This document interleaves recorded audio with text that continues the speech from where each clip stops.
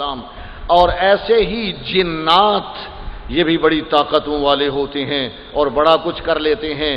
یہ تین مخلوقیں یعنی فرشتے، نمبر 2 جنات اور نمبر 3 انبیاء علیہم السلام بڑی طاقتوں والی ذاتیں ہوا کرتی ہیں، لہذا یہ شفیع غالب بن سکتے ہیں۔ شفیع غالب کا مطلب جب چاہیں جیسے چاہیں اپنے اللہ کو منا لیں، اللہ ماننے پر مجبور ہو جاتا ہے۔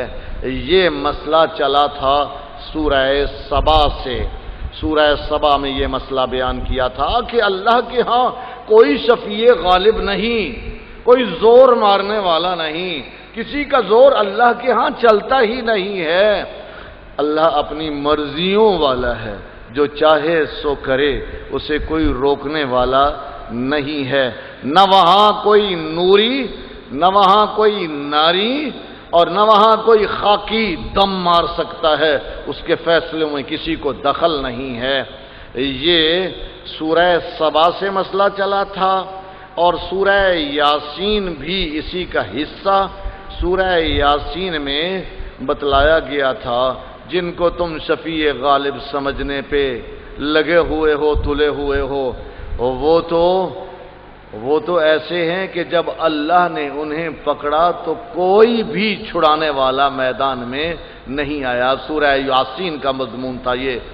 اب سورہ صافات میں بتلایا گیا، دیکھ لو ان کو، وہ تو اللہ کے سامنے دست بستہ کھڑے ہیں، وہ تو خدا کے سامنے زاریاں کرتے نظر آتے ہیں، تم انہیں شفیع غالب سمجھتے ہو، اللہ سے زور سے منانے والا سمجھتے ہو۔ وہ تو اللہ کے ہمیشہ بندے، خدا کے ہمیشہ غلام، دست بستہ غلام ہیں، ان کا وہاں زور نہیں چلتا۔ یہ اس صورت میں بیان کرنا مقصود ہے، تینوں مخلوقوں کا تذکرہ کرنا مقصود ہے۔ بالکل ابتدائے صورت میں فرشتوں کا تذکرہ ہے، تھوڑا سا ساتھ ہی جنات کا تذکرہ شروع ہو گیا ہے، اور تھوڑا سا آگے چلیں گے تو انبیاء کا تذکرہ شروع ہو گیا ہے۔ 8 انبیاء کا، کسی کا ذرا تفصیلاً، کسی کا ذرا مختصر تذکرہ آ رہا ہے آگے اسی صورت میں۔ حضرت نوح علیہ السلام کا تذکرہ آئے گا، حضرت ابراہیم علیہ السلام کا تذکرہ، ان کے بیٹے اسماعیل، ان کے بیٹے اسحاق علیہ السلام کا تذکرہ آئے گا، حضرت موسیٰ اور ہارون علیہ السلام کا تذکرہ آئے گا، حضرت لوط اور حضرت الیاس علیہ السلام کا تذکرہ آئے گا۔ یہ انبیاء کے تذکرے بھی ساتھ، اور پھر ذرا آگے تھوڑا سا پھر جنات کا 2 مرتبہ تذکرہ آئے گا، فرشتوں کا تذکرہ بھی آئے گا، آخر صورت میں صورت کا بالکل ایک اینڈ پہ خلاصہ بیان کر دیا جائے گا۔ یہ ہے ساری صورت۔ اب صورت کے مضامین کو آپ نے سنا، ابتدا دیکھیں ذرا صورت کی، غور کریں۔ والصافات صفا فالزاجرات زجرا فالتالیات ذکرا۔ قسم ہے صف باندھ کے کھڑے ہونے والوں کی، قطاروں میں کھڑے ہونے والوں کی، قسم ہے زجر کرنے والوں کی، جھڑکیاں دے کے روکنے والوں کی، قسم ہے ذکر کی تلاوت کرنے والوں کی۔ یہ کون ہے جی؟ صافات۔ یہ صافات، صافتن کی جمع ہے، صافتن یہ صف سے صاد دونوں فے اس سے بنا ہے، اس کے معنی ہوتے ہیں لائن میں ہو جانا، نظم میں ہو جانا، قطار میں ہو جانا۔ اور یہ کون ہیں صفیں باندھ کے کھڑے ہونے والے؟ یہ کون ہیں زجر کرنے والے؟ یہ کون ہیں تلاوتیں کرنے والے؟ اس میں مفسرین نے، زیادہ جمہور مفسرین صحابہ اور تابعین رضوان اللہ تعالی علیہم اجمعین فرماتے ہیں کہ یہ فرشتے ہیں، اور اللہ رب العزت فرشتوں کی قسم بطور شہادت اٹھا رہے ہیں کہ دیکھ لو، یہ بطور شہادت، بطور گواہی تمہارے سامنے ہیں۔ ان فرشتوں ہی کو اللہ کی بیٹیاں مان کر یہ عقیدہ بنا رکھا ہے کہ جس طرح بیٹی اپنے باپ کو مجبور کر لیتی ہے اور باپ کو بھی بیٹی کی ماننی پڑتی ہے. کیا کروں، بیٹی ہے، دوپٹہ اتار کے اس نے رکھ دیا ہوا ہے، اب مجھے ماننی ہی پڑتی ہے بات.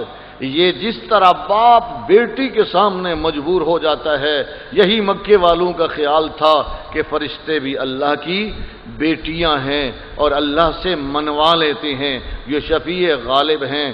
میں دیکھ لو ان کو، یہ تو خود صفیں باندھ کے کھڑے ہیں، صف بستہ غلام ہیں جو خود صفوں میں کھڑے ہو کے انتظار کر رہے ہوں کہ ہمارے لیے کیا حکم ہے، ہمیں ابھی اللہ کی طرف سے کیا آرڈر ملتا ہے. جو آرڈر سننے کے لیے، حکم سننے کے لیے قطاروں میں لگے ہوئے ہیں، صفوں میں کھڑے ہیں، صف بستہ غلاموں کی صورت میں ہیں، بھلا وہ کہیں شفیع غالب بن سکتے ہیں؟ وہ کہیں اللہ سے زور سے منوا سکتے ہیں؟ نہیں نہیں، ایسا نہیں ہو سکتا. یہ ان کی حالت بتلا رہی ہے کہ وہ فرشتے بھی اللہ کے ہاں صفیں باندھ کے ہر وقت اللہ کی ہیبت کو اپنے پہ طاری کر کے وہاں کھڑے ہیں. ابھی یہ حکم ملتا ہے، ابھی وہ حکم ملتا ہے. وہ اسرافیل علیہ السلام صدیوں سے اپنے منہ میں وہ کرنا رکھ کے کھڑا ہوا ہے اس انتظار میں کہ مجھے میرے اللہ کا حکم ملے تو میں اس میں پھونک دوں اور یہ دنیا ساری کی ساری ملیا میٹ ہو جائے. اس انتظار میں کھڑا ہوا ہے. او ہزاروں سال، پتہ نہیں کب تک اللہ کے اس حکم کے انتظار میں کھڑا رہے گا. وہ تو یوں اللہ کے ہاں دست بستہ غلام ہیں. یوم یقوم الروح والملائکۃ صفا، او سورہ نبا میں جبریل امین بھی اور باقی تمام فرشتے بھی اللہ کے سامنے کھڑے ہیں صفے باندھ کر. لا یتکلمون الا من اذن له الرحمن وقال صوابا. کوئی ان میں سے اللہ سے بات کرنے کی بھی جرت نہیں کرتا. ہاں اللہ اجازت دے تو بڑی مختصر اور درست سی بات اللہ سے پوچھی، بس میں ان کو شفیع غالب بنا رکھا ہے، ان کو اللہ کے ہاں مجبور، اللہ کو ان کے ہاں مجبور بنا رکھا ہے کہ یہ اللہ سے منوا لیتے ہیں.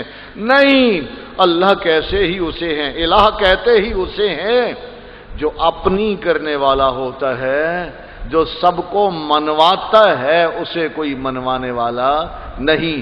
جو سب سے زوروں والا ہے اس پر کسی کا زور نہیں چلتا. فالزاجرات زجرا، روکنے والے، زجر کرنے والے. ہاں جی، زجر کرنے والے بھی یہی فرشتے. فرمایا یہ شہادت دے رہے ہیں اللہ کے یہ ملازم، اللہ کے یہ نوکر کہ اللہ جب آرڈر تقسیم کرتے ہیں، ان کو فرشتوں کو حکم دیتے ہیں بادلوں کو فلاں علاقے میں لے جاؤ، اتنی بارش فلاں علاقے میں برسا دو، فلاں علاقے میں بارش نہیں برسانی، یہ بارش ایسی برسا دو کہ عذاب بن جائے ان کے لیے، یہ بارش ایسی برسا دو کہ رحمت بن جائے ان لوگوں کے لیے. یہ آرڈر تقسیم ہوتی ہیں اس قسم کے. فلاں بندے کو موت کا پیغام لے کے جاؤ، فلاں بندہ اس کی زندگی ابھی ہے، فلاں کی نیکیاں لے جاؤ، فلاں. یہ اللہ کی طرف سے آرڈر ہوتے ہیں. تو جنات، سرکش، شیاطین یہ آرڈر سننے کے لیے اوپر کو جایا کرتے تھے اور وہاں سے کچھ سنا اور جھوٹ بیان لگا کے مخلوق کو گمراہ کیا. اب اللہ نے فرشتوں کی ڈیوٹیاں لگا رکھی ہیں کہ یہ ان پر زجر کرتے ہیں. زجر کے معنی ہوتے ہیں جھڑکنا، زجر کے معنی ہوتے ہیں روکنا. یہ ان کے لیے رکاوٹ بنے ہوئے ہیں، خبردار تم اوپر نہیں جا سکتے. اور اگر کوئی اوپر جائے تو آگے آ رہا ہے، یہاں ابھی ترجمہ پڑا ہے کہ شہاب ثاقب اس کا پیچھا کر کے اسے بھسم کر دیتا ہے. یعنی کسی نے اگر کوئی لفظ کہیں سے اچک بھی لیا تو وہ اس لفظ کو لے کے نیچے شیطانی کرنے کے لیے نہیں آ سکتا، بلکہ شہاب ثاقب اس کا پیچھا کرتا ہے. اور اسے ختم کر دیتا ہے۔ میں یہ فرشتے ڈیوٹی پر مامور ہیں، یہ تو وہی چوکیداری کر رہے ہیں اللہ کی، اور بھلا چوکیدار بھی اپنے مالک کو کبھی مجبور کر سکتا ہے، ملازم بھی کبھی اپنے مالک کو مجبور کر سکتا ہے، یہ تو اس کے خادم ہیں، یہ تو اس کے آرڈر کے پابند ہیں۔ فالتالیات ذکرا، ذکر کی تلاوت کرنے والے، یہ ذکر اللہ کی کلام، انا نحن نزلنا الذکر، ذکر کو ہم نے نازل کیا۔ جب ہماری کلام